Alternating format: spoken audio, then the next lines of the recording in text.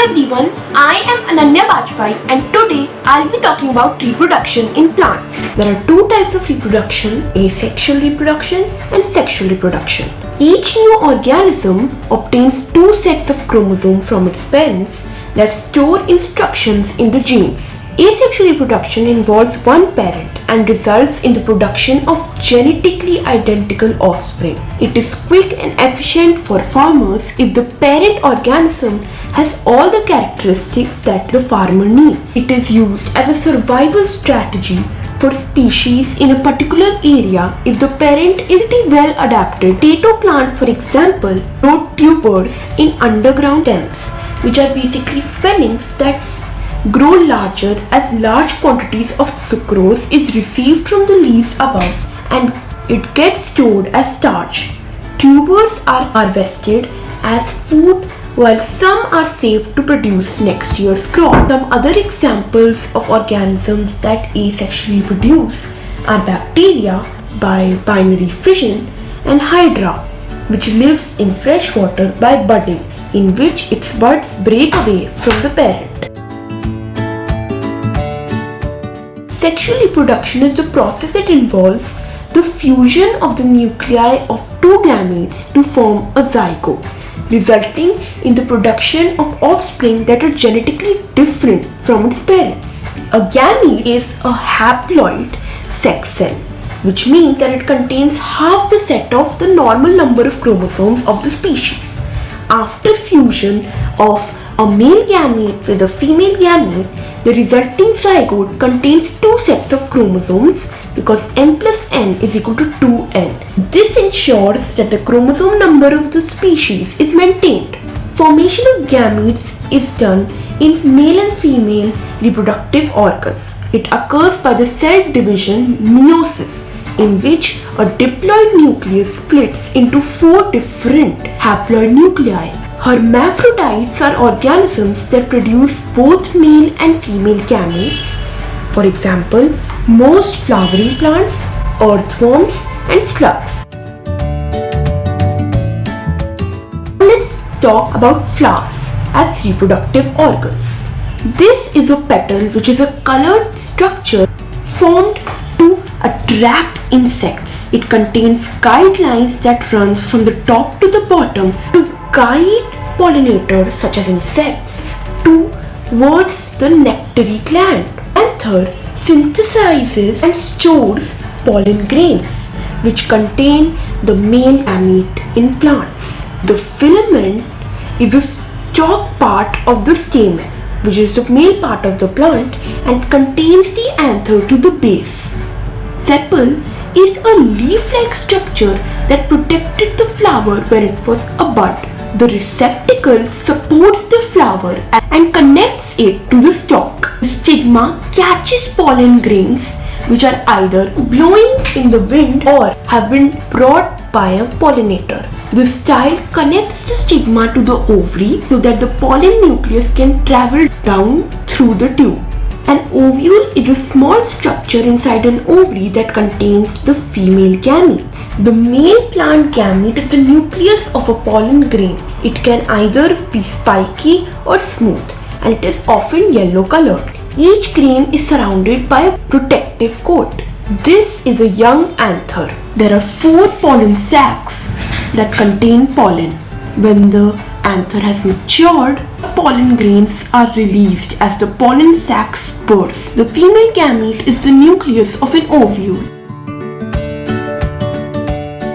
Let's compare insect and wind pollination. In insect pollinated flowers, there are large conspicuous petals containing guidelines. However, wind pollinated flowers do not have petals, and even if they do, they are not large and neither are they colored because they do not need to attract pollinators. Insect pollinated flowers are strongly scented. However, wind pollinated plants have no scent. Insect pollinated plants contain nectary glands at the base of the petals, produce nectar as a reward to the pollinator. Wind pollinated plants do not need nectary glands. Insect pollinated plants have anthers that are contained inside the flower so that as the insect travels down the guidelines towards the nectary gland, it brushes past it, picking up some pollen grains that stick to its body. However, in wind-pollinated flowers, the anthers dangle outside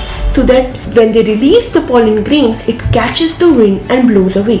In insect-pollinated flowers, again the stigma is inside the flower. However, in wind-pollinated flowers, the stigma is large, feathery and dangling outside, where pollen grains blowing in the air may land onto it.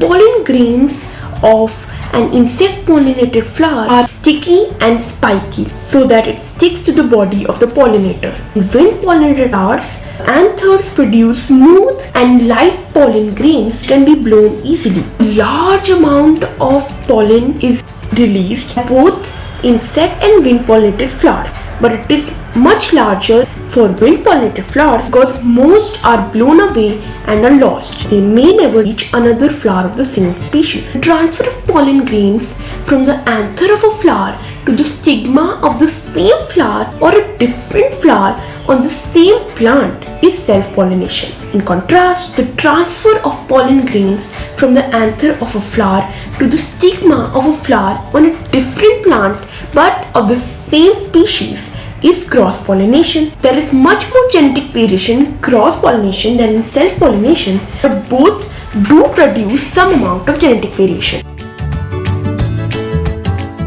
First and foremost, after pollination has occurred, it means that the pollen grain has landed on the stigma of the right plant species. The grain secretes enzymes to digest a pathway through the style, forming a pollen tube, which grows down through the style.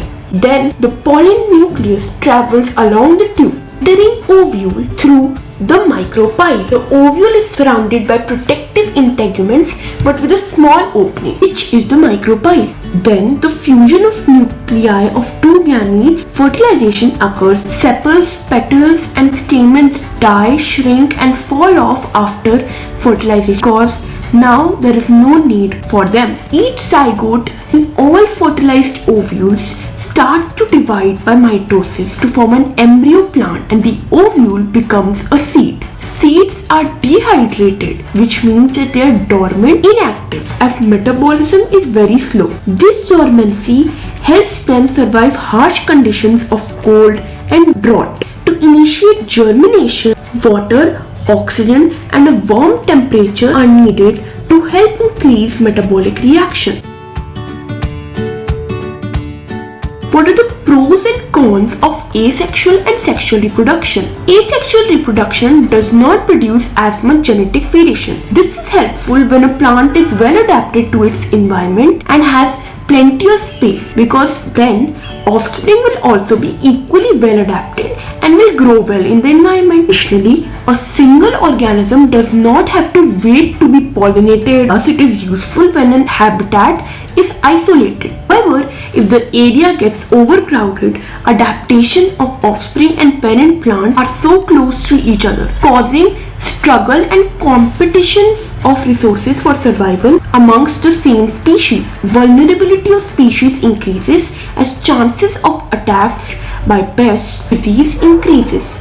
Sexual reproduction does produce a lot of genetic variation. This helps offspring to be dispersed over a wide area and be better adapted to the environment if the parents weren't.